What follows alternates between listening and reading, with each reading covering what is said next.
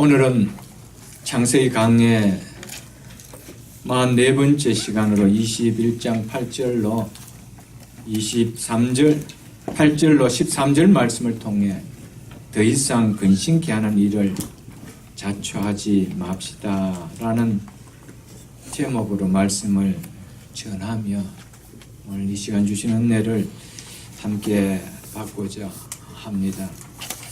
오늘 본문의 내용은 아브라함이 백세의 사라를 통해 약속의 후사 이삭을 낳은 후 약 4년 뒤에 일어난 내용입니다. 오늘 8절은 이렇게 시작되고 있습니다. 아이가 자라며 젖을 떼고 이삭이 젖을 떼던 날에 아브라함이 큰 잔치를 베풀었더라. 이 당시 가나안 문화권에서 아이가 젖을 뗄 때는 보통 3, 4세경이었다라고 합니다. 그리고 4세에서 5세경이었다라고 하는 학자들도 있습니다. 사무엘상 1장 22절로 24절에 보면은 한나가 서운하여 얻은 사무엘을 성전에서 자라도록 바치는 이야기가 나옵니다. 거기 22절 중반절에 보면은 아이가 젖을 때거든 내가 그를 데리고 가서 여호와 앞에 뵙게 하고 거기에 영원히 있게 하리라. 23절 중반절에도 한나가 그의 아들을 양육하며 아이가 젖떼기까지 기다렸다가 젖을 뗀 후에 그를 데리고 올라갈세라고 이야기하고 있습니다. 이로보아 우리 문화권처럼 한두 살 정도의 젖을 뗀 것이 아니라는 것을 알 수가 있습니다. 부모를 떠나서도 어느 정도 그곳에서도 생활할 정도의 나이가 될 때인 것을 우리가 알 수가 있습니다. 우리도 태어나서 첫 돌을 맞으면은 건강하게 자란 것을 축하하며 그 아이를 위해서 성대하게 돌잔치를 행하지 않습니까? 당시 가나안 유목민들도 우리가 돌잔치하는 것처럼 아이가 태어나서 죽지 않고 잘 자랐다는 것을 축하하는 잔치를 베푸는데 그때가 젖을 떼는 때였습니다. 그래서 아브라함이 이삭이 젖을 떼는 날에 아브라함이 큰 잔치를 베풀었다라고 한 것이었습니다. 9절을 보십시오. 사라가 본즉 아브라함의 아들 애굽 여인 하갈의 아들이 이삭을 놀리는지라. 그런데 그날 사라가 이스마엘이 이 이삭을 놀리는 것을 보았다는 것입니다. 그런데 그 놀리는 정도가 이 이스마엘을 쫓아내지 않으면 안 될 정도로 심각하게 보였다는 것이죠. 그래서 여기에 놀리다라고 번역되어 있는 메차에크라는 이 단어는 멸시하다, 비웃다, 핍박하다는 뜻을 가진 단어입니다. 그러므로 이스마엘이 이삭을 놀렸다는 것은 단순히 어린 동생을 놀렸다, 장난쳤다 이 정도가 아닙니다. 심하게 멸시했고 핍박했다라는 뜻입니다. 그래서 이삭을 놀렸다는 이 표현을 신약성경 갈라디아서 4장 29절에서는 박해하였다라고 번역해 놓았습니다. 박해하였다. 그러니까 놀렸다는 말은 우리가 생각하는 단순한 놀림이 아니라 멸시하고 박해하는 것을 의미인 것을 우리는 알 수가 있습니다. 이는 이스마엘이 이삭의 탄생으로 말미암아 평소 상속권을 상실하는 데 불만을 품고 있었던 것을 잔치를 계기로 고의적으로 어린 동생 이삭을 멸시하고 핍박했던 것이었습니다. 17장 25절에 보면 이스마엘이 할례를 받을 때 나이가 13세였다라고 나옵니다. 이때 아브라함의 나이가 99세였습니다. 이삭이 태어날 때 아브라함의 나이는 100세였습니다. 그러므로 이삭이 태어날 때 이스마엘의 나이는 14살이었습니다. 그리고 젖을 뗄 때가 3살에서 4살 지났을 때이기 때문에 이스마엘은 최소한 17세에서 18세 장성한 청년인 것을 우리는 알 수가 있습니다. 그러므로 이스마엘이 이삭을 놀렸다는 것은 단순히 대여섯 살 난 형이 서너 살 동생을 놀린 정도의 놀림이 아닙니다. 어린 서너 살 이삭을 17세, 18세에 힘이 센 이스마엘이 멸시하고 핍박하고 박해했다라는 것이죠. 그것을 사라가 보고 참지 못했다. 이것을 이야기하고 있습니다. 이삭이 태어나기 전까지 14년 동안 아브라함의 사랑을 이스마엘이 독차지하며 자랐습니다. 그런데 이삭이 태어난 후로 상황은 전과 같지 않음을 이스마엘은 느꼈던 것이죠. 그리고 이스마엘은 아무것도 모르는 어린아이가 아닙니다. 자신이 어떤 처지의 자녀인지를 다 아는 성숙한 나이입니다. 이 당시 사회에서 부인이 아들을 낳지 못할 때는 종이라 할지라도 첩으로 들어와서 아들을 낳으면 그 아들이 재산을 상속받게 되어 있습니다. 그러나 본 부인에게서 아들이 생길 경우에는 상속을 받지 못하고 집을 떠나야 됩니다. 그러므로 이스마엘이 적자 이삭이 태어남으로 말미암아 상속자의 자리를 상실함을 알고 평소 불만을 품고 있었던 것을 아브라함이 베푼 큰 잔치 자리에서 고의적으로 이삭을 멸시하고 핍박했던 것이었습니다.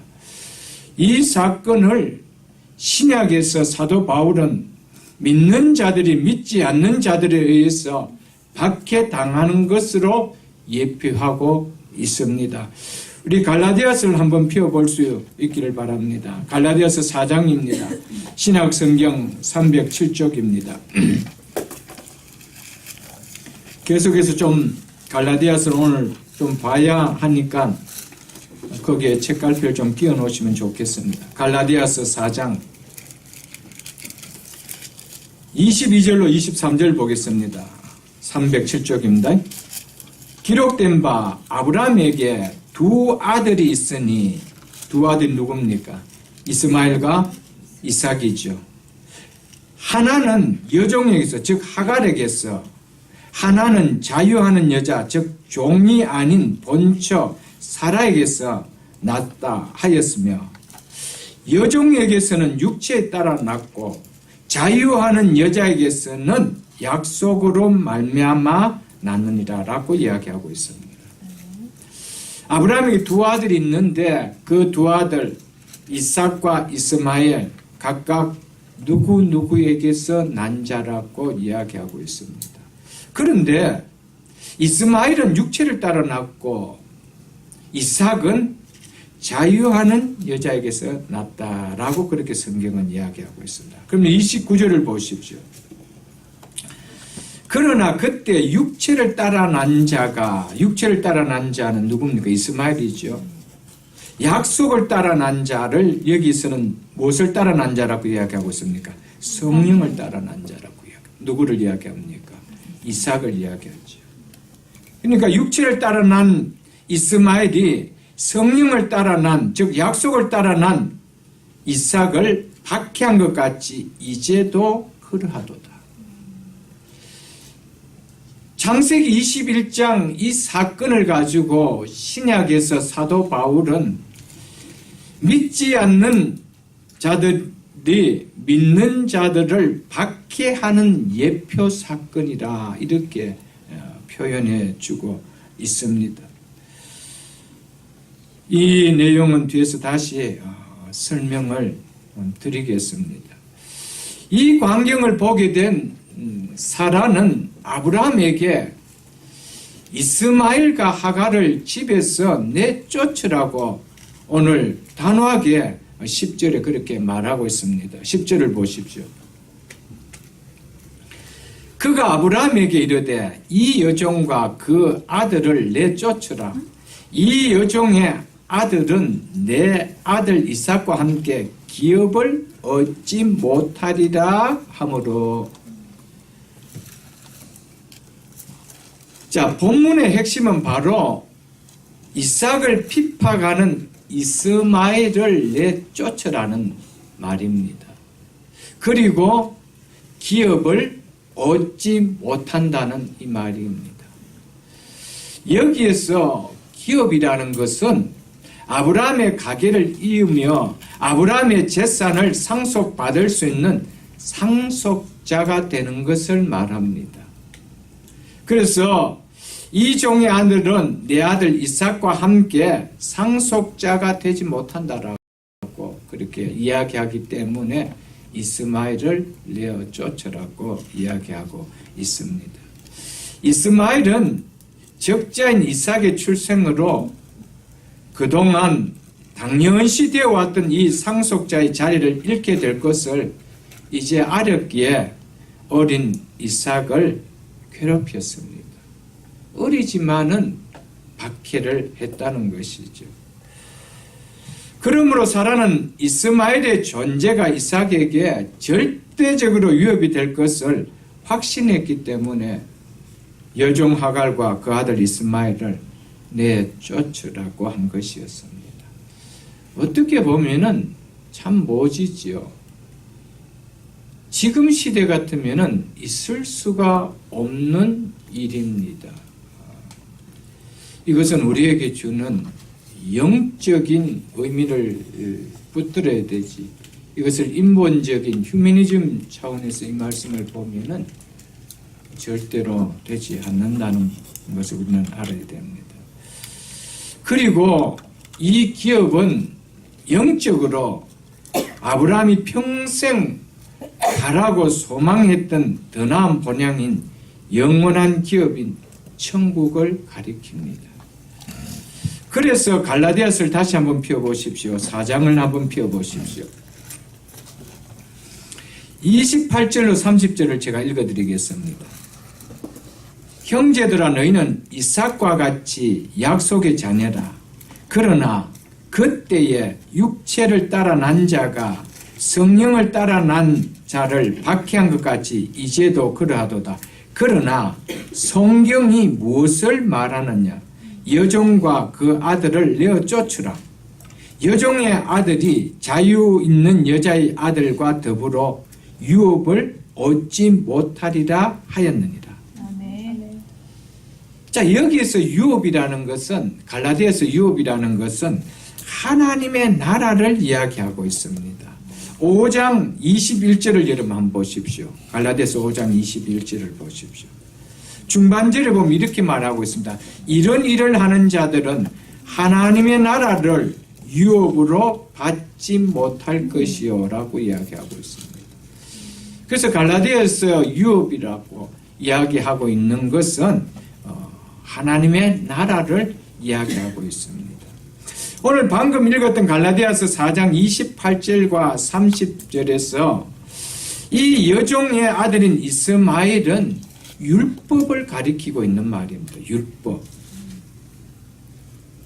그리고 여종이 아닌 친아들인 이삭은 믿음으로 구원을 받는 복음, 즉 하나님의 은혜를 가리키고 있습니다.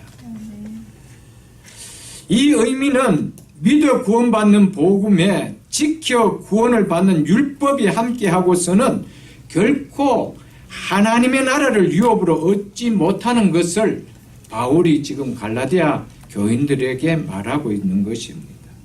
구원은 아브라함처럼 믿어 받는 것이지 율법을 지켜 받을 수 있는 것이 아니므로 믿어 구원을 받는 복음과 행위로 구원을 받는 율법이 결코 공존할 수 없다는 것. 이것이 사도 바울이 갈라디아서를 통해서 전하고자 하는 핵심의 내용입니다. 그래서 3장 29절에 보면은 갈라디아서 3장 29절에 보면 이렇게 말하고 있습니다. 너희가 그리스도의 것이면, 즉 이 의미는 26절로 이어지는 문맥으로 보면은 믿음으로 말미암아 그리스도께 속하였으면 이 말입니다. 믿음으로 말미암아 그리스도께 너희가 속하였으면 너희는 누구의 자손이요? 아브라함의 자손이요. 약속대로 무엇을 이을 자라고요? 하나님의 나라인 이 유업을 이을 자라고 성경은 이렇게 말하고 있습니다. 이처럼 유업, 이 기업은 영원한 기업인 천국을 이야기하고 있습니다. 우리가 오늘 본문 말씀을 통해서 우리의 삶 속에 쫓아내야 될 이스마엘을 쫓아내지 않고 품고 간다라면은 결단코 하나님이 주신 영원한 기업을 우리는 놓칠 수 있다라는 사실을 깨달아야 됩니다. 단순하게 오늘 이 아브라함의 집에 두 아들들이 싸웠다 그 내용 아닙니다. 이것은 우리에게 엄청난 진리를 선포하는 내용이기 때문에 이 말씀을 통하여 우리가 오늘 진리를 분명하게 좀 붙들고 깨달으며 갈 수 있어야 됩니다.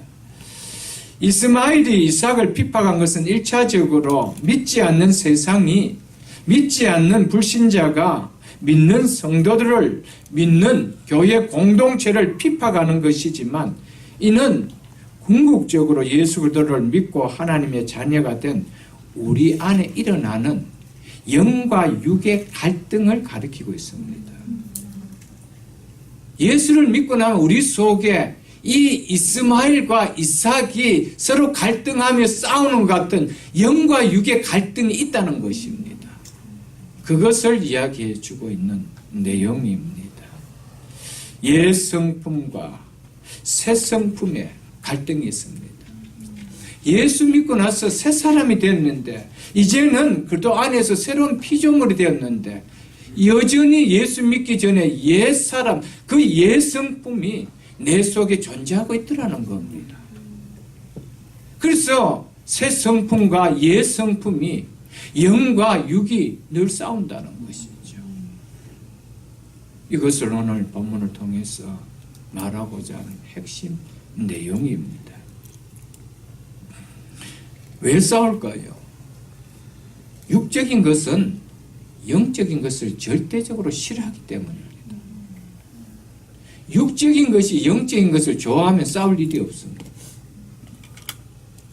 이제 예수를 믿고 육에 속한 사람이 되고 나면은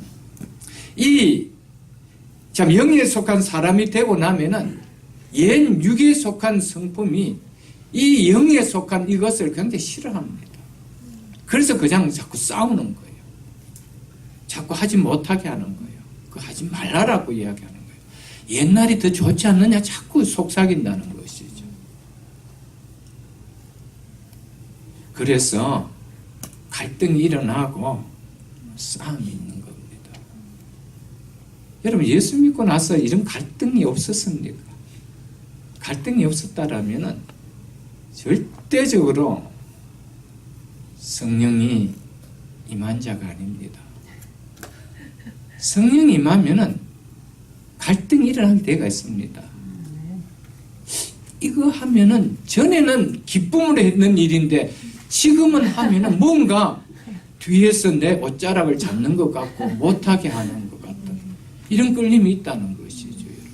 분명히 있는 것이죠. 우리는 예수 믿고 새 생명을 얻은 새 사람이 되었음에도 불구하고 우리 안에 육체를 따르고자 하는 옛 성품의 이스마엘이 있다는 겁니다. 그리고 성령을 따르려고 하는 새 성품인 이삭의 모습이 있다는 겁니다. 아브라함에게 이스마엘과 이삭 두 아들이 있는 것 같이 우리 삶 속에, 우리 심령 속에 이스마엘과 이삭 두 아들이 있습니다. 그런데 성경은 이스마엘을 쫓아내라는 겁니다. 그것을 품고는 하나님 주신 유업의 상속자로 설 수 없다는 겁니다. 이것을 우리에게 오늘 주는 메인 메시지입니다. 여러분.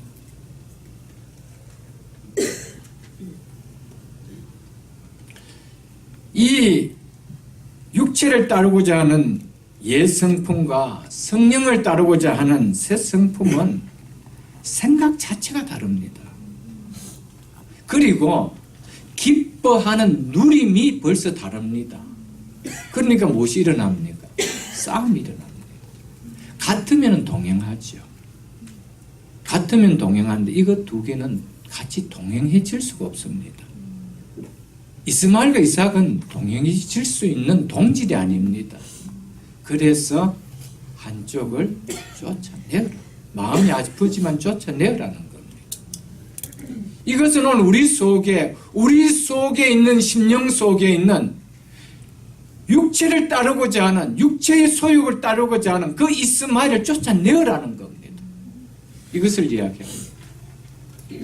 이것을 주님 부르시는 그날까지 함께 품고 사랑하며 간다라면 하나님의 유혹을 받을 수가 없다라는 것이죠. 그래서 갈라디아서 5장을 다시 한번 펴보십시오. 갈라디아서 5장.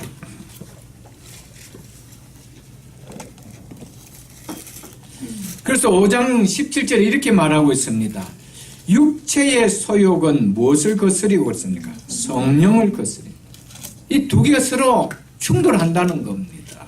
함께 할 수 없다라는 겁니다. 또 성령은 육체를 뭐 한다는 겁니까? 거스린다는 것이죠. 이게 충돌한다는 겁니다. 이것이 예수 믿는 사람 속에 일어나는 현상입니다. 이 충돌이 없습니까? 이 충돌은 당연하게 있어야 됩니다. 왜냐 우리 속에 성령이 오셨기 때문에. 예수 믿음으로 성령이 오셨기 때문에 그 성령은 이제는 예수 그리스도의 성품을, 그분의 말씀을 쫓아가기를 원하고 있습니다. 그러나 예수 믿기 전에 옛 성품인 옛사람은 여전히 내 마음과 육체에 원하는 대로 살아가고 싶어 합니다. 이 두 가지가 내 속에 싸움이 일어납니다. 이것이 예수 믿고 나서 우리 속에 일어나는 것이죠. 그래서 예수 믿고 나서 처음에는 너무 좋다라고 이야기합니다. 시간이 지나면은 힘들기 시작하게 느껴지죠. 그게 공통분모입니다. 어쩔 수 없습니다. 왜냐하면은 서로 다른 두 성품이 들어왔기 때문에. 그래서 내 속에 싸움이 일어나기 때문에. 그래서 힘이 들어지는 거예요. 예수 믿는 것이. 이건 그렇지 않았습니까? 차라리 예수 안 믿었으면 좋았다라는 생각이 물론 들 수는 없겠지만 이미 믿었지만 믿어서 너무 좋지만 그런데 힘이 든다는 것이죠. 왜 힘이 듭니까? 옛 성품을 끊지 못하는 이것 때문에 힘이 든다는 거예요. 이것 때문에. 똑같습니다. 아브라함도. 그래서 쫓아내라 할 때 뭐 했습니까? 근심이 있다. 아브라함이라고 안 근심하나요? 여러분? 똑같습니다. 우리 속에 근심이 있는 거예요. 그것이 정상입니다. 그런데 이제 성령의 사람은 결국 누구의 말을 듣고 가게 됩니까? 성령의 말을 듣고 갑니다. 하나님의 말씀을 듣고 아브라함은 순종하고 내어줬죠. 여러분. 그래야 기업을, 유업을 이룰 수가 있다라는 것이죠. 여러분. 그래서 이 둘은 서로 대적함으로 갈등하고 싸움으로 너희가 원하는 것을 하지 못하게 하려 합니다. 여기서 1차적으로 너희가 원하는 것은 옛사람, 우리의 육체의 소욕을 이야기하고 있습니다. 이것을 하지 못하게 한다는 것이죠. 여러분, 싸움이 없다라면요, 우리는 그냥 기꺼잉합니다. 싸움이 없다라면 여러분들 육체의 소욕을 따라 살겠습니까? 성령을 따라 살겠습니까? 지금까지 신앙생활하면 몇십 년 살아와 봤지 않습니까? 그래도 못 따라가기가 쉽습니까? 육체죠.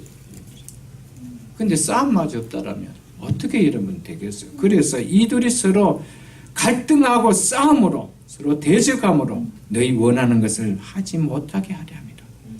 그렇기 때문에 싸움 없이는 결코 우리는 하나님을 기쁘시게 하는 하나님의 백성으로서 살아갈 수가 없음을 성경은 이야기해 주고 있다는 것이죠, 여러분. 그런데 한번 우리가 잘 생각해 보십시오. 이 둘이 서로 뭐 함으로 그렇습니까? 대적한다. 대적한다는 것은 갈등하고 싸운다 이 말입니다. 충돌하고 다툰다 이 말입니다. 여러분, 싸우면은 지난 시간에 또 말씀드렸지만은 성령이 이기게 되어 있습니다. 그런데 싸움이 딱 일어나면은 힘들다 싶어서 뭐 해버립니까? 포기해버린다는 것이죠. 그래서 너희가 원하는 것을 하지 못하는 것이 아니라 그대로 내가 원하는 대로 하고 나간다는 겁니다. 무엇이 없었어? 싸우는 것이 싫었어. 힘들었어. 괴로웠어. 그렇다는 것이죠. 성경 공부 때도 제가 말씀을 드렸습니다. 우리가 싸우지 않고 그냥 가면은 그것은 싸우지 않기 때문에 누려지는 평안이 있습니다. 안 싸우니까 뭐 부딪힐 일도 없고 불편할 것도 없습니다. 그것은 소극적 평안이라고 그랬습니다. 소극적으로. 그냥 내가 안 싸우니까, 안 다투니까, 그냥 편하게, 소극적으로 내 육체적으로 편안한 것을 이야기합니다. 그러나 싸우고 이기고 나면은 무슨 평안이 있습니까? 적극적 평안이 누려집니다. 소극적 평안하고는 비교되지 않는 적극적 평안이 우리 속에 누려지죠. 근데 이 적극적 평안을 얻기에는 너무 힘들다는 거예요. 그래서 그냥 소극적으로 살아가겠다는 겁니다. 부딪히는 싸움이 있느냐? 그럼 안 싸우겠다는 거예요. 그냥 피해가겠다는 겁니다. 그냥 육체로 따라가겠다는 겁니다. 그래도 나는 여전히 예수 안 믿는 거 아니지 않느냐? 이렇게 생각하면 간다는 것이죠. 근데 그 삶 속에 한 번도 평생에 하나님 주신 적극적인 평안을 누림은 없습니다. 여러분, 내가 늘 육체의 소욕을 따라 사는데 성령이 주시는, 예수 그리스도가 주시는 그 평안이 정말 내 속에 인조해질까요?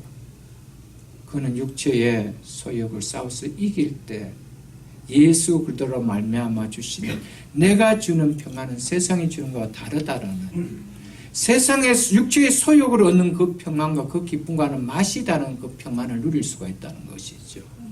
그것이 적극적인 기쁨이요 적극적인 평안입니다. 성도는 싸움을 통해서 이것을 누려야 됩니다. 이것을 우리가 취해야 되죠. 만일에 아브라함이 이스마엘을 쫓아내지 않고 둘 다 내 아들이라고 품고 있었다라면은, 둘 다 서로 잘해주고 있었다라면은 진정한 평안은 못 얻을 수 없습니다. 늘 방에 돌아오면은 누구한테 아픔을 당합니까? 사라져. 그렇잖아요. 그러나 그래도 이스마엘을 뿌둥겨 안고 있으면은 그래도 쫓는 것보다는 난 기쁨만 누리고 있다는 것입니다. 그러나 그에게 주는 진정한 평안은 없었을 것입니다, 여러분들. 그래서 앞절 16절을 한번 보십시오. 갈라디아서 5장 17절 앞에 16절에 뭐라고 이야기하고 있습니까? 내가 이르노니 너희는 무엇을 따라 행하라 그래? 성령을 따라. 그리하면 무엇을 이루지 아니하리라? 육체의 욕심을 이루지 아니하리라. 믿습니까, 여러분? 성령을 따라 행하라는 말은 성령을 의지하고 싸우면 이 말입니다. 그러면은 너희가 원하는 그것을 하지 않고 이겨나갈 수 있다는 겁니다. 싸우면 성령이 우리를 도와주십니다. 여러분들, 성령을 의지하십시오. 성령은 반드시 우리에게 피할 길을 주십니다. 이기게 하실 길을 주신다는 사실을 우리는 꼭 깨달아야 됩니다. 성령을 의지하고 싸우는 이 싸움이 있기 때문에 육체의 소욕을 이기는 성화가 우리 속에 일어나는 겁니다. 그래서 일어나는 겁니다. 우리가 예수 믿고 나면은 우리 속에 완전한 성화가 일어난 것이 없습니다. 하나님께서 법적인 근거로 내가 너희를 의롭다 칭해 주는 것밖에 없습니다. 그리고 우리 속에 그 의롭다라고 칭해 주신, 어려울 수 있는 증거를 주신 성령께서 우리 속에 사역해 나가십니다. 무엇으로? 거룩함으로 성화되게 사역해 나갑니다. 그래서 우리는 그 성령을 의지하고 나갈 때만이 우리 속에 성화가 일어납니다. 성령을 의지하고 나간다는 것은 싸운다는 것이죠. 싸운다는 겁니다. 여러분, 이 사실을 우리가 기억해야 됩니다. 그러므로 영적 싸움이 없다라면 성령을 의지해서 이스마엘을 쫓아내고자 하는 이 싸움이 없다라면 정말 우리가 영원한 기업을 누리는 참 성도가 맞는지는 늘 하나님 앞에 좀 묻기도 하며 실험도 하고 기도하고 여기다 좀 고민도 하고 나가야 됩니다. 제가 전에도 말씀드렸지만 제일 위험한 신앙이 내가 교회 다니니까 이게 제일 위험합니다. 여러분. 교회 다니는데 어쨌다는 말입니까? 그 다음이 중요한 것이죠. 교회 안 다니는 분이 있습니까? 특별히 이 우리 이민사회에서 거의 다 교회 나가잖아요. 여러분들. 여러분, 교회 왜 나옵니까? 하나님 말씀 듣기 위해서입니다. 하나님 요즘 말씀 왜 듣습니까? 그것을 지키기 위해서입니다. 이것이 성도죠, 여러분. 성도죠. 로마서를 한번 펴보겠습니다. 로마서 8장 250쪽입니다. 로마서 8장 12절을 한번 펴보십시오. 250쪽입니다. 14절까지 제가 읽어드리겠습니다. 그러므로 형제들아 우리가 빚진 자로 돼. 우리가 빚진 자로 돼. 누구에게 빚졌습니까? 하나님께 빚졌죠. 예수 그리스도께 빚졌고 내 속에 거룩지 않는 내 속에 성령이 오신 그 성령께 우리는 빚진 자입니다. 형제들 우리가 빚진 자로 돼. 누구에게 졌어? 육신에게 졌어. 육신대로 살 것이 아니라 육신대로 살 것이 아니라 이 말입니다. 너희가 육신대로 살면 반드시 죽을 것이로되 영으로서 즉 내가 내 의지가 아닙니다. 성령께서 나를 그렇게 이끌어 간다는 거지. 나는 성령을 뭐 한다는 겁니까? 의지한다는 겁니다. 그러면 성령께서 그렇게 해준다는 겁니다. 내 의지가 아니라는 말입니다. 그래서 영으로서 성령으로서 몸의 행실을 죽이면 육신대로 살고자 하는 그 몸의 행실을 죽이면 이 말이죠. 뭐하리라? 살리라. 있습니까 여러분? 육체를 죽이는 주체가 뭐라는 것입니까? 성령이라고 이야기하고 있죠. 성령을 의지하는 거라고 이야기합니다. 여러분, 성령을 의지하지 아니하고는 우리는 결코 이스마엘을 대항해서 싸울 수가 없습니다. 그래서 너희는 성령을 따라 행하라. 즉 성령을 의지하고 나가라. 그리하면 육체의 욕심을 이루지 아니하리라. 아멘. 여러분, 내 속에 불쑥불쑥 육체를 따라 살고 싶어 하는 이스마엘이 나타나면은 그때마다 성령을 의지하고 기도하십시오. 그것이 싸움입니다, 여러분. 그러면은 성령께서 정말 싸워주십니다. 이길 수 있는 힘을 주시고 피할 길을 허락해 주십니다. 그렇지 않으면 안 됩니다. 너희가 육신대로 살면 반드시 죽을 것이로되 영으로서 육체를 따라 살고자 하는 그 몸의 행실을 죽이면 살리라. 14절 보십시오. 우리 성경에 빠져 있습니다. 왜냐하면 이라는 접속사가 있습니다. 왜냐하면 무릇 하나님의 영으로 인도함을 받는 사람은 즉 성령으로 몸의 행실을 죽이는 사람은 믿음대로 살지 못할 때 징계를 통해 깨닫는 이 사실도 여기에 통합니다. 여러분들. 하나님의 영으로 인도함을 받는 사람은 무슨 이야기입니까? 성령으로 몸의 행실을 죽이는 사람은 곧 하나님의 아들이라. 믿습니까 여러분? 때로는 우리가 하나님의 말씀대로 살지 못할 때 성령께서 우리를 징계하십니다. 그럴 때 내가 깨닫죠. 이거는 내가 잘못된 길로 갔어.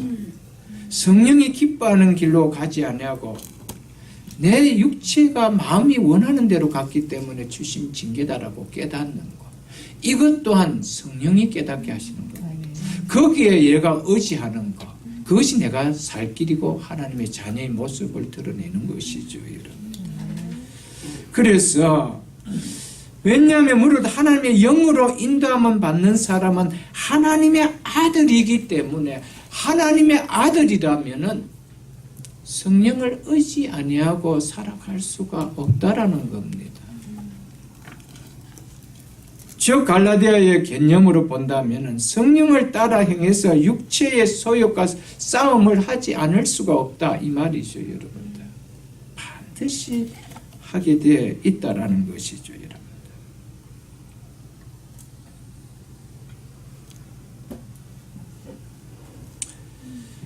예성품 이스마엘을 내쫓는 것은 오늘 로마서의 개념으로 봤을 때 뭐라고 이야기하고 있습니까? 육신대로 살지 않는 것, 즉 성령으로서 몸의 행실을 죽이는 겁니다.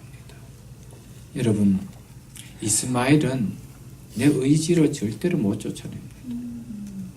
내 의지가 발동하면 발동할수록 글로 도리어 끌리게 되어 있습니다.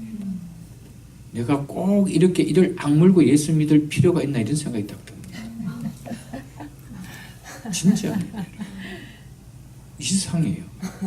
그런데 성령을 의지하면은 내가 이런 마음을 가졌던 것에 대한 회개함이 일어납니다. 너무 세죠. 이게 다릅니다, 여러분.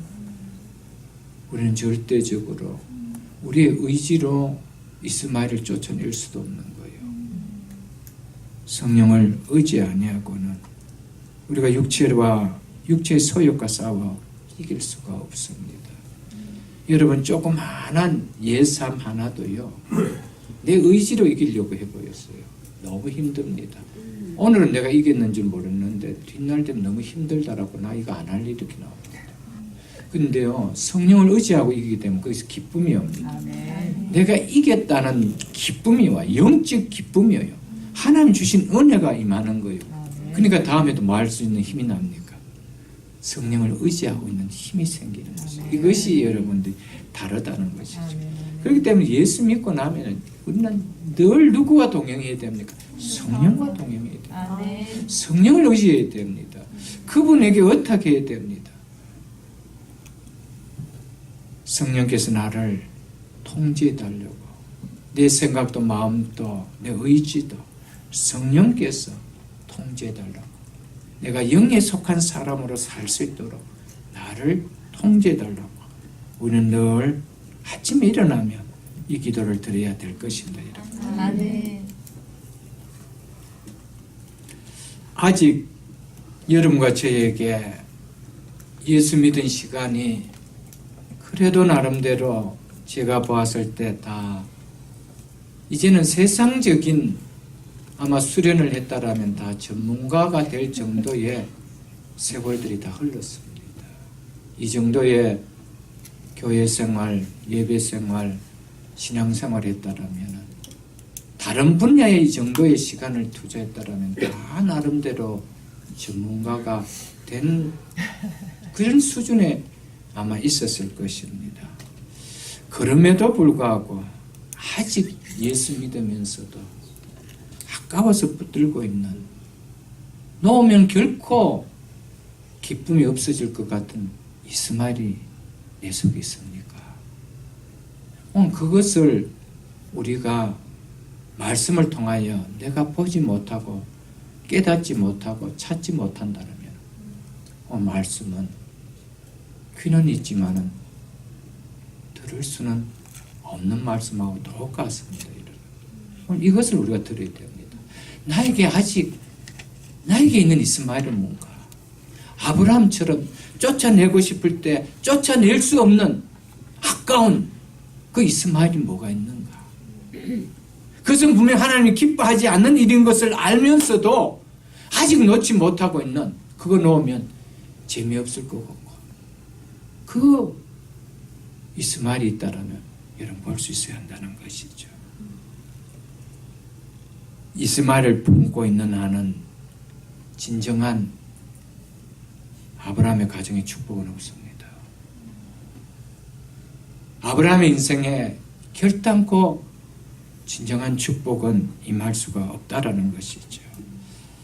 이스마엘이 우리가 누릴 축복을 가로막고 있다는 사실은 분명히 깨달아야 됩니다. 이스마엘을 붙들고 그것을 복을 누리는 삶을 만들려고 우리는 고집해서는 안 됩니다. 이 이스마엘을 붙들고 그것을 통해서 하나님이 주시는 복을 자꾸 만들려고 하고 삼으려고 그렇게 우리는 해서는 안 된다는 겁니다. 하나님의 진정한 축복은 내 삶 속에서 이스마엘을 쫓아낼 때입니다. 성령으로 육체를 이길 때입니다. 그럴 때 신령한 복뿐 아니라 육의 복도 하나님께서 주십니다. 영혼이 잘된 같이 영혼이 잘 돼야 됩니다. 영혼이 하나님 앞에 받을 수 있는, 영육에 받을 수 있는 복의 통로를 우리가 먼저 만들어 놓아야 된다는 것이죠, 여러분들. 이 종의 아들은 내 아들 이삭과 함께 기업을 얻지 못하리라. 무슨 이야기입니까? 이삭은 이스마엘이 함께 있는 동안은 기업의 복이 자신의 것이 될 수가 없다, 이 말입니다, 여러분.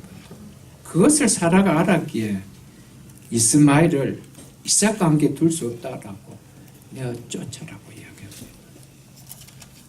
오늘 이 말씀을 성령이 우리에게 주시는 말씀으로 오늘 받을 수 있어야 됩니다. 내 속에 내 쫓아야 될, 내 가정에, 내 인생 속에 쫓아내야 될 이스마엘이 있다라면 하나님을 결단케 기쁘게 할 수 없는 육체의 소욕으로 말미암아 누릴 그 기쁨을 얻으려고 하는 그 이스마엘이 있다라면 우리는 쫓아내야 됩니다.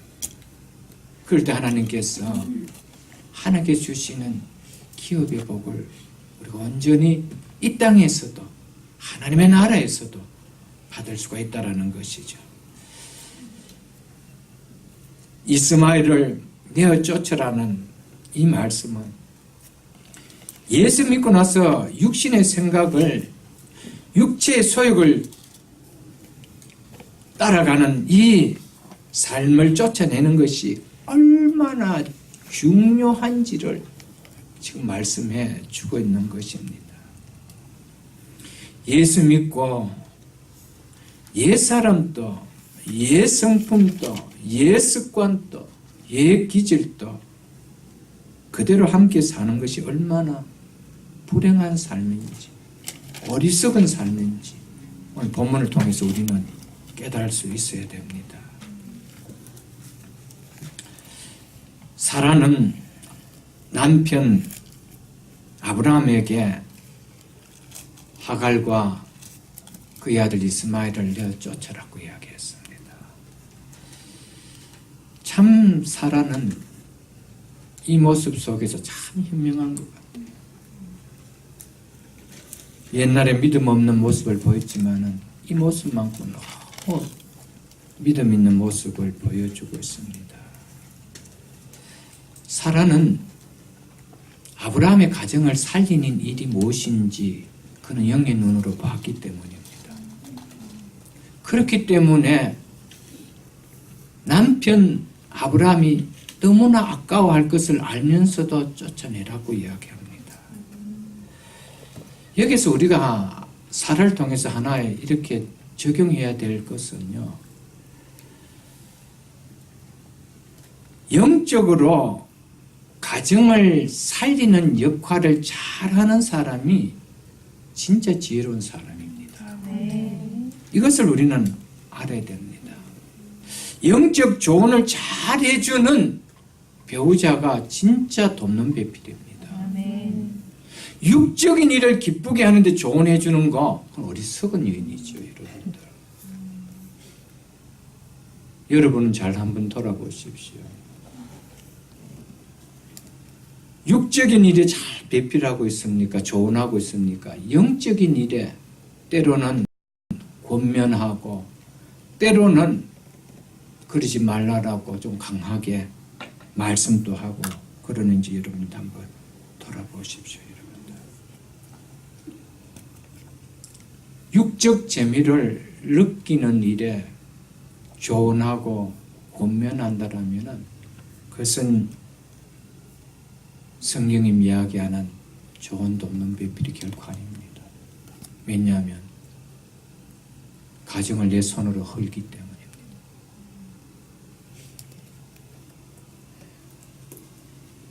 여러분,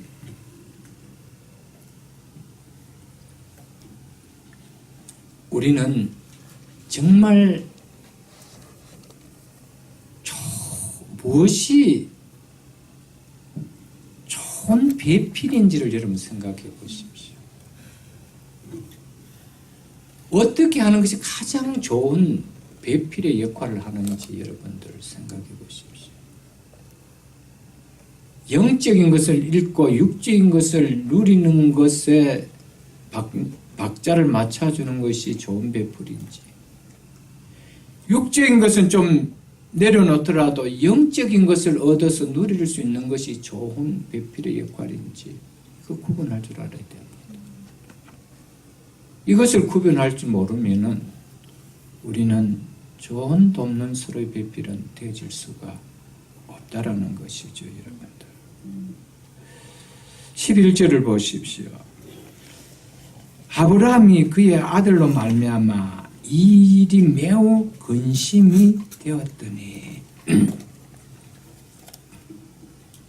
아브라함이 누구 때문에 매우 근심케 되었다라고 합니까?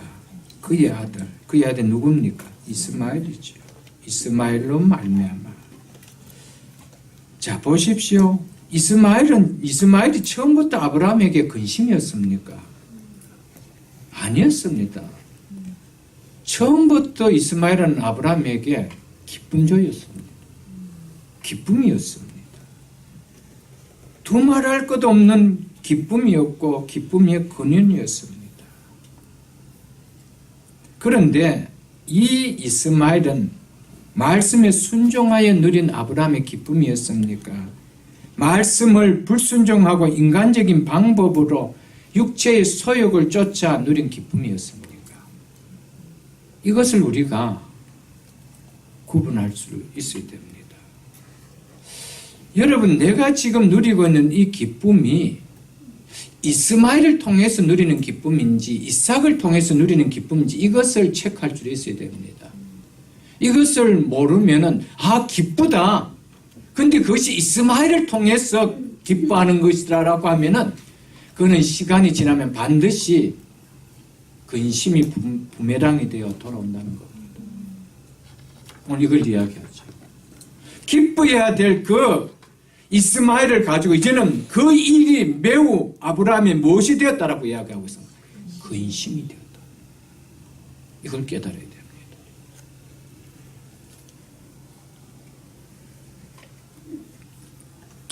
이런 말씀을 보면서 들으면서 이 말씀은 나와 무관한 말씀으로 오늘 들린다라면 우리는 너무 많은 것을 읽고 가는 겁니다.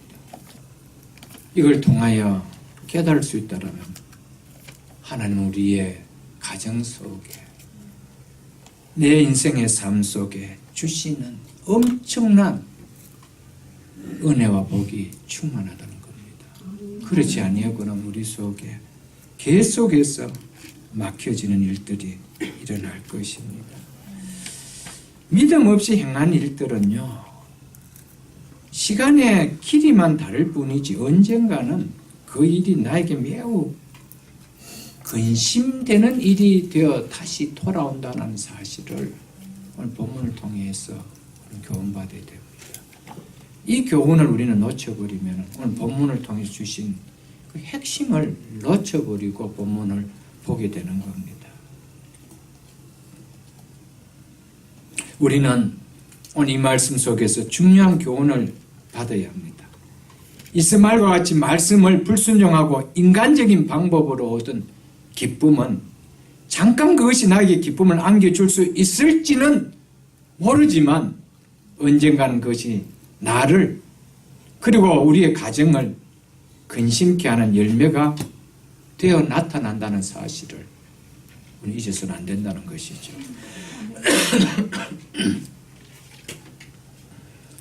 신앙을 최우선적으로 물려주어야 할 가장 소중한 것으로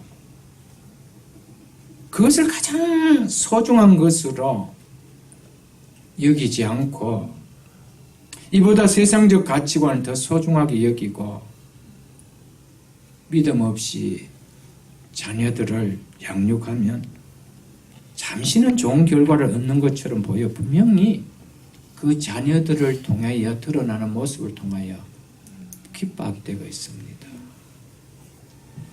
잘한 것처럼 보인 결과가 눈에 드러나기 때문에 기뻐할 수 있습니다. 그렇지 않으면 왜 그렇게 하겠어요, 여러분들? 분명히 보입니다. 그러나 시간이 지나면 기쁨으로 여겼던 그 일이 근심을 주는 일로 변한다는 사실을 잊지 마십시오. 그 불과 그렇게 오래 가지 않습니다. 여러분 자녀들 믿음으로 10년을 키우고요.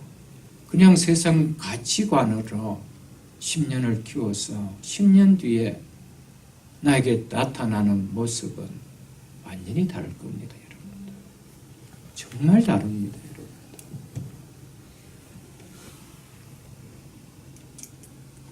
믿음 없이 말씀에 불순종하며 사업을 하면 잠시는 좋은 결과를 얻는 것처럼 분명히 보입니다. 그러니까 다들 그렇게 하는 거 아니에요, 여러분들. 믿음 없이 말씀 순종하지 아니하고 다 그래야 합니다. 그래야 하면 금방금방은 내 앞에 금방금방 피할 일들이 훨씬 더 쉽게 나타납니다. 그 재미에 그렇게 하죠. 안 나타나면 누가 그래 하겠어요? 하죠. 잠시 좋은 결과 얻는 것 같이 보입니다. 그러나 시간이 지나면 계속 그것이 기쁨으로 와지느냐? 결국 그렇지 않다는 겁니다. 그걸 우리가 깨달아야 됩니다. 그렇게 길지 않은 겁니다. 가는 거 아닙니다. 그 일이 나를 결단코 근심케 하는 일로 변화되어 내 앞에 나타납니다. 그 기쁨을 줄 것 같은 그 일이 이제는 짐덩어리로 되어집니다. 근심거리로 다가온다는 것이죠. 그런데 사람은요, 믿음이라는 것은 현실이 아니고 믿음은 미래를 보고 나가는 겁니다. 그래서 믿음은 바라는 것들의 실상입니다. 장차 일어날 것을 바라보고 갑니다. 그러나 육체의 소욕은 바로 현실입니다. 이 두 가지 싸움입니다. 그러나 육체의 소욕은 반드시 이스마엘이 되어서 근심으로 다가옵니다. 이건 놓치면 안 됩니다.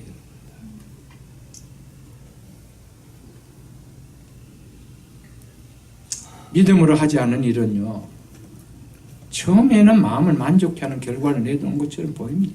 그래서 사람들이 다 그 길을 선택합니다.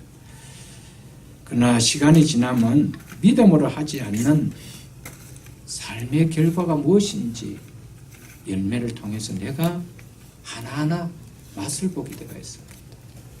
근데 그 맛은 단맛이 아니고 쓴맛입니다. 쓴맛이죠.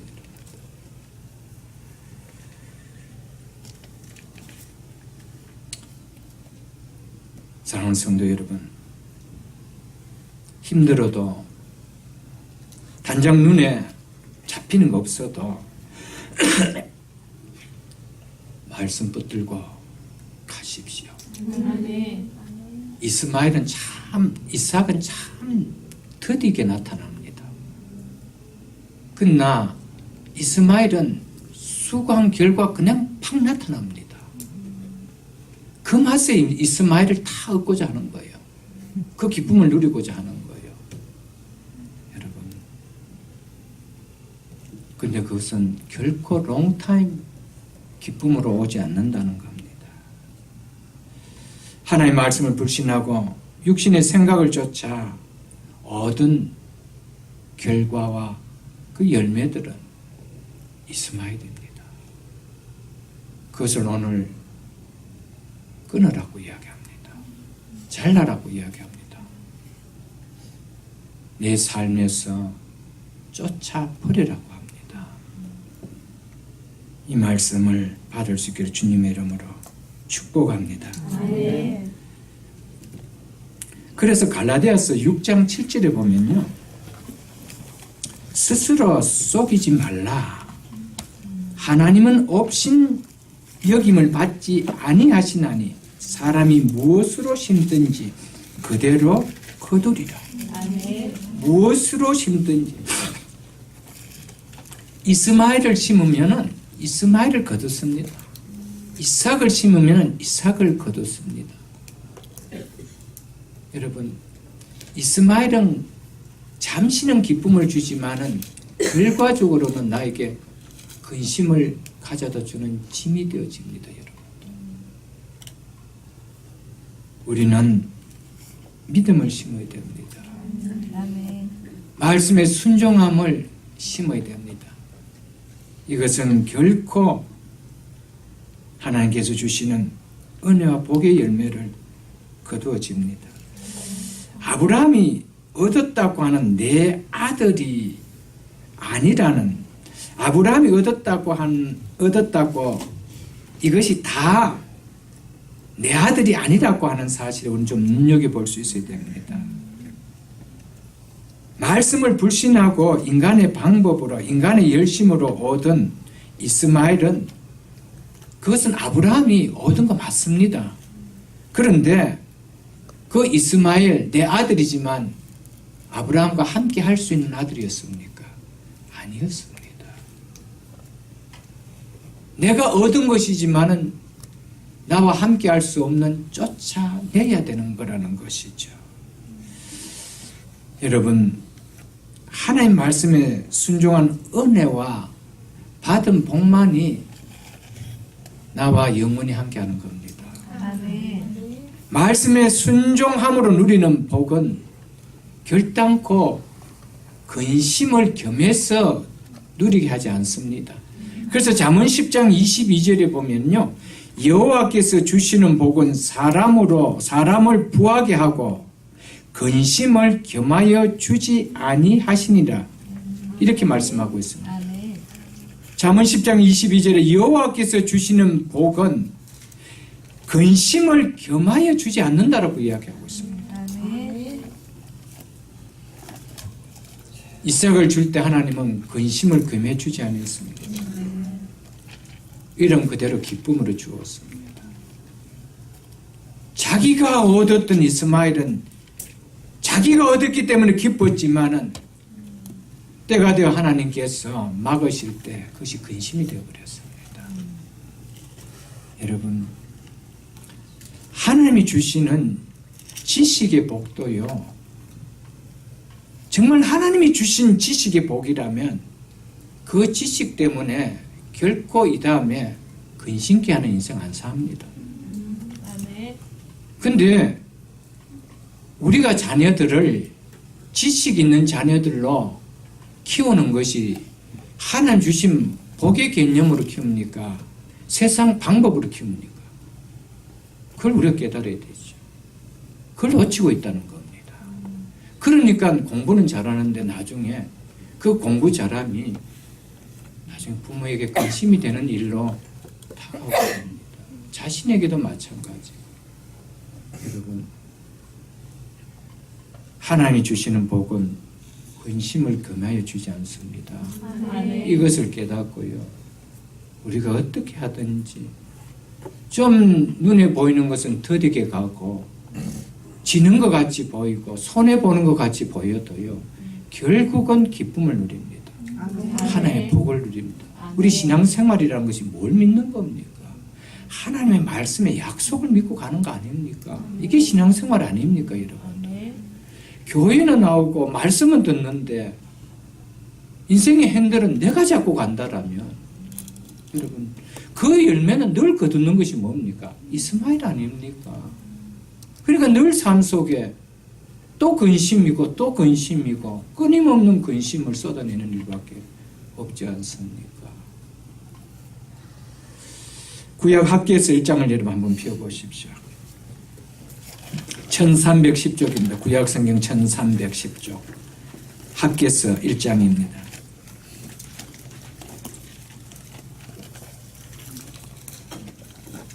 6절 말씀을 제가 읽어드리겠습니다. 너희가 많이 뿌릴지라도 수확이 적으며 단장은 거둬들이는 기쁨이 있겠지만 시간이 지나면 분명히 수고에 합당한 열매가 되지 못해서 헛핥게 되는 결과물을 보게 된다는 것이죠. 너희가 많이 뿌렸다라면은 결과가 많이 거둬야 되는 것 정상 아닙니까? 그것이 우리의 기대치 아닙니까? 그것이 왔을 때 우리에게 무엇이 일어납니까? 기쁨이 일어나는 거 아닙니까? 그런데 결과로에 가서는 기쁨이 없대요. 많이 뿌릴지라도 수확이 적기 때문이라는 거예요. 그 다음 보십시오. 먹을지라도 배부르지 못하면 먹었는데 배불러야 기쁜 거 아니에요, 여러분들. 먹었는데 배가 안 부르면 계속 먹으면 비만만 되죠. 그렇지 않아요, 여러분들. 마실지라도 흡족해야 되는데 흡족하기 없고 계속 가려요. 입어도 따뜻하지 못하며 이게 무슨 이야기들입니까? 당연하게 여겨질 것으로 여겨져야 될 것이 결코 당연한 결과로 오지 않더라 이 말입니다. 먹었으면 배부려야 되는 것이 당연하고 마셨으면 목이 가라앉고 가는 것이 당연해야 되고 입었으면 옷이 따뜻해야 되는 것이 몸이 따뜻한 것이 당연한데 당연함이 당연한 결과로 오지 않더라 이 말입니다. 기뻐야 할 일인데 기쁨으로 오지 않더라는 것이죠. 일꾼이 즉 수고의 싹을 받아도 그것을 구멍 뚫린 전대에 넣음이 되니라. 여러분 한 달치 인컴보다 나가는 지출이 뻥뻥뻥 더 많이 가정 속에서 터져버리면 살 수 있어요? 못 삽니다. 여러분. 오늘 차로 터지고 내일은 또 자녀들로 터지고 가게로 터지고 이모저모로 터져보십시오. 여러분들. 받았는 인컴으로 생활이 가능합니까? 안 되죠. 이것이 이스마엘이 가져주는 결론입니다. 그 밑에 구절에 보면 왜 그랬대요? 중반절에 보면 하나님이 불어버려서 그랬대요. 하나님이 불어버렸어. 여러분 하나님이 이스마엘은 안 됐고 끝내버리면은 이제는 이스마엘은 나에게 근심이 되는 거예요. 지금까지 이스마엘은 지금까지 육체의 소욕대로 했던 것은 내게 기쁨이었다고 생각하는데 하나님께서 이제 그건 너 기쁨이 되지 못한다라는 어떤 사인의 징조가 오면은 이제는 어쩔 수 없는 거예요. 그리 근심이 되는 거예요. 저는 이렇게 안 살고 싶습니다. 일을 했는데 수고에 싹은 받았는데 다 전대에 구멍이 뚫려 나가버리는 그 인생 안 살고 싶습니다. 많이 뿌렸는데 수확은 손에 한 줌 찔 만큼 그런 인생 안 살고 싶습니다. 여러분 하나님 주시는 복은 근심을 금해서 주는 복 아닙니다. 여러분 내가 심는 복은요 다 결과는 근심이요. 이거 다 근심 아닙니까 여러분? 아픔 아닙니까?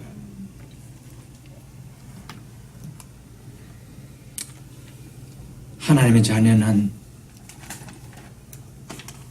누가 뭐래도 말씀에 순종하고 살아야 됩니다.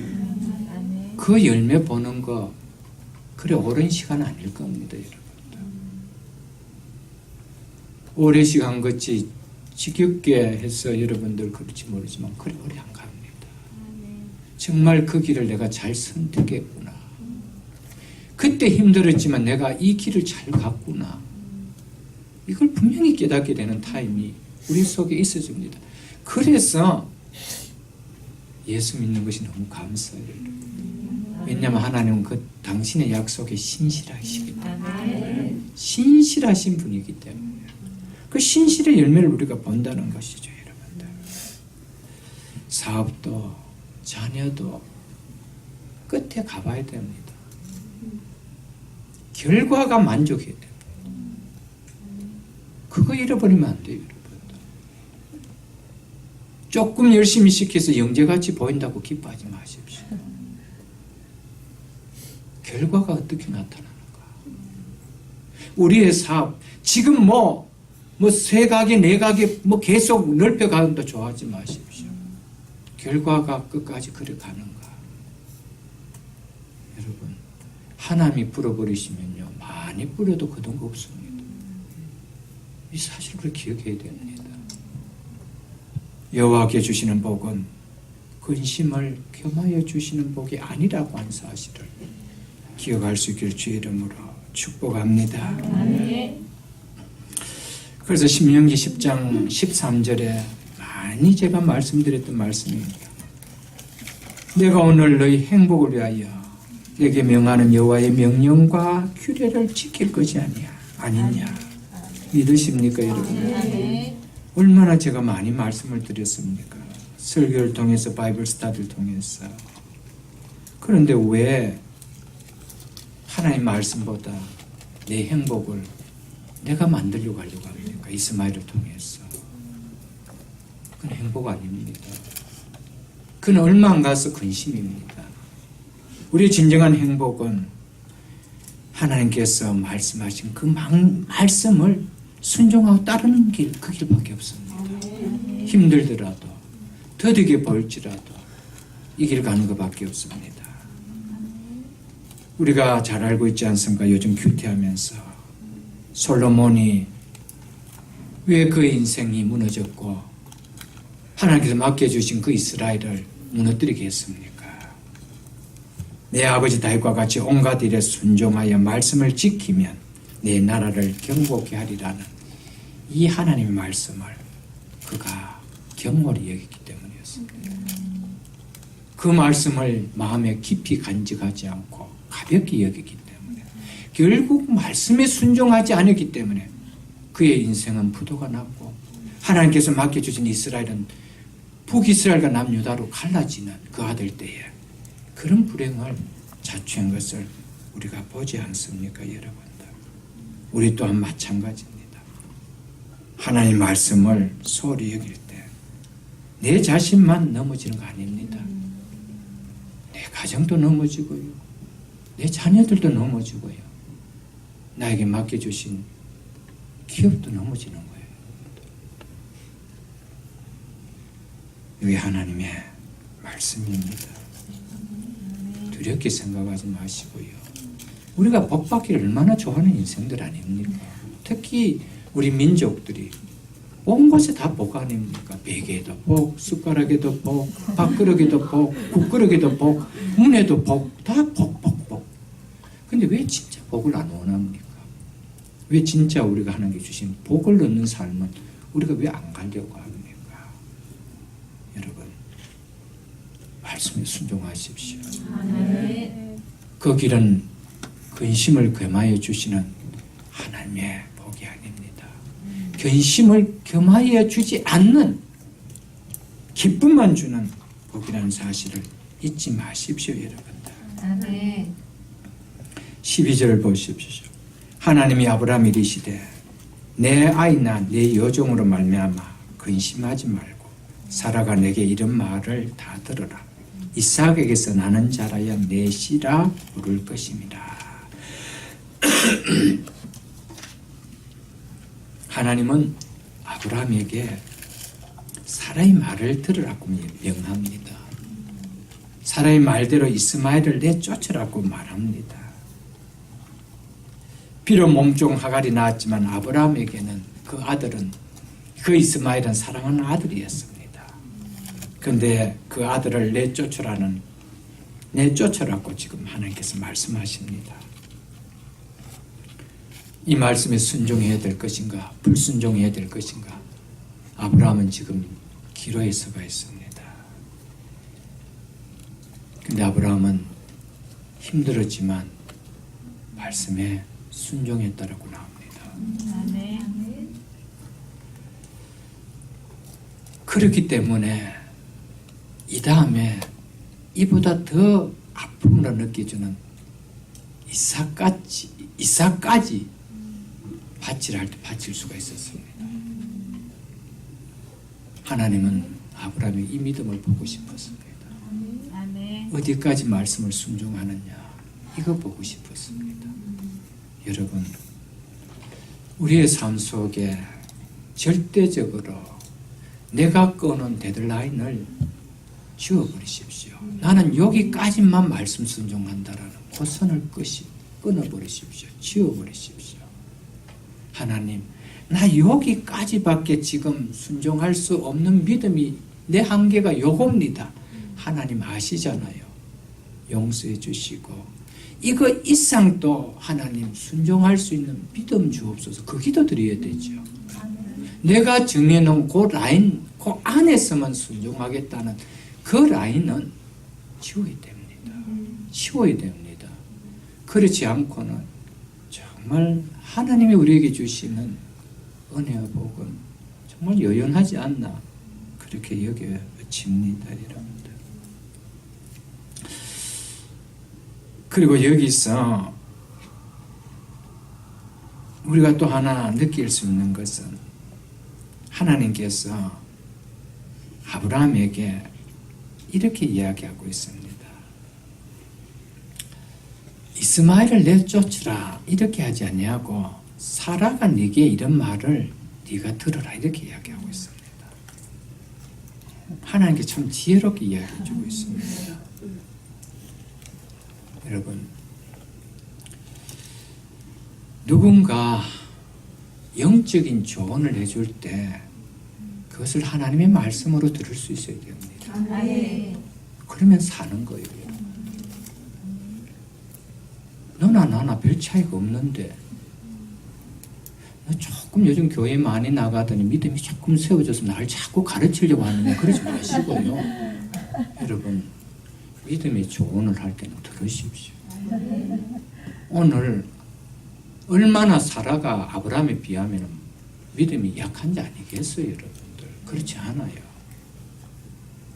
그럼에도 불구하고 하나님은 사라의 말을 들으라고 이야기합니다.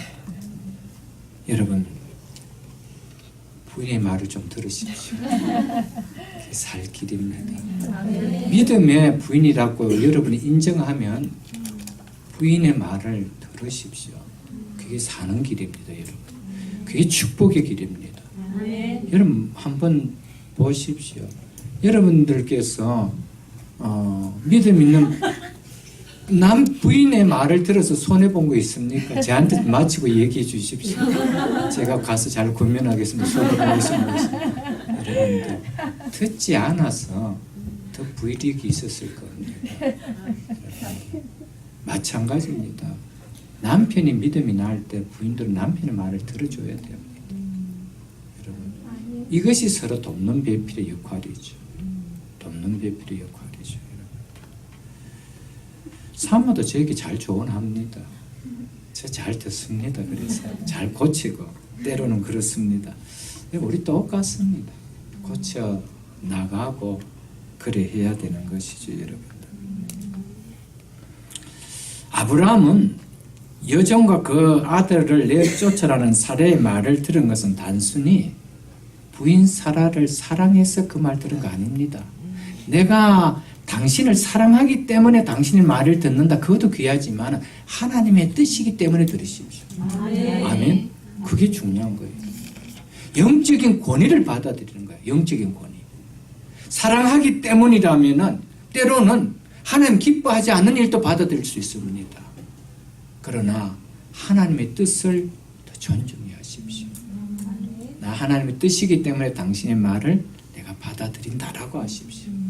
이것이 훨씬 더 은혜로울 것이고 하나님께 더 지혜롭게 주실 것입니다. 여러분들. 그래서 잠언 14장 1절에 보면 지혜로운 여인은 자기 집을 세우되, 지혜로운 여인은 자기 집을 세웁니다. 근데 저는 여기 또 하나 더 붙이고 싶습니다. 그 지혜로운 여인의 말을 남편이 들어줄 때 쓰는 겁니다. 그런데 안 들어주면 어떻게 됩니까? 참 어렵죠. 끊임없는 부인의 눈에서 눈물을 자아내는 기도가 흐르죠. 여러분들. 그렇지 않습니까? 그 말을 들어줄 때까지 얼마나 자기 집을 세우고 싶어하는 그 지혜로운 여인의 그 아내의 말을 들어주지 않는 것 때문에 아내는 얼마나 기도의 눈물을 흘리고 있는 거 여러분 깨달아야 됩니다. 여러분 남편이 들어줄 때 세우는 거예요. 여러분 들어주십시오. 지혜로운 여인은 자기 집을 세우되 미련한 여인은 자기 손으로 그 집을 뭐 한다 그랬어요? 헌다라고 이야기했습니다. 그 허는 것은 왜 허을까요? 여러분? 이스마엘을 품고 나겠다면 허는 거예요. 여러분. 믿으십니까? 아멘. 여러분, 여러분과 저의 삶 속에 정말 믿음의 배우자가 남편이 되었든 아내가 되었든 믿음의 이야기할 때 따르십시오. 궁극적으로 가정을 세웁니다. 아멘. 궁극적으로 자녀를 세우고요. 궁극적으로 기업들을 세웁니다. 그 아멘. 축복이 다릅니다, 여러분들. 이삭에게서 난 자라야 내 씨라 부를 것입니다. 이삭만이 유일한 언약의 후사이기 때문에 그렇게 말하는 것이죠. 이것을 우리에게 적용해 본다면요. 이삭은 성령을 쫓아 난 자 아닙니까? 성령을 쫓아 행한 것만이 진정한 나의 무엇이 된다는 겁니까? 축복이 된다는 것을 이야기합니다. 말씀을 순종하여 취한 것만이 근심 없이 영원히 누릴 수 있는 나의 복이 됨을 이야기합니다. 아멘. 13절 보고 말씀을 맺겠습니다. 그러나 여종의 아들도 내시니 내가 그로 한 민족을 이루게 하리라 하신지라. 그러나 라고 하면서 걱정하고 있는 그 이스마엘에 대해서 하나님이 아브라함에게 내가 보호해 줄 테니 너 걱정하지 말고 순종하라라고 얘기해 주고 있습니다. 자, 여기서 우리는 뭘 하나 깨달아야 되냐면요. 우리가 순종하면 내가 걱정하는 것은 하나님이 책임져 주신다 이 말입니다. 아멘. 믿으십니까? 아멘. 이스마엘을 걱정했습니다. 그래서 떠나보내기 어렵습니다.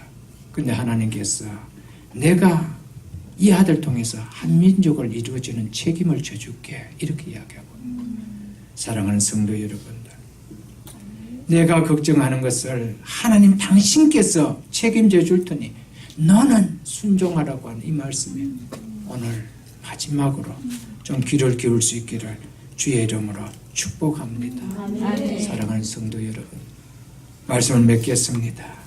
더 이상 근심케 하는 일을 자초하지 맙시다. 이제는 우리가 우리 스스로 더 이상 이스마엘을 놓아서 그 일을 통하여 자초하지 마시고요.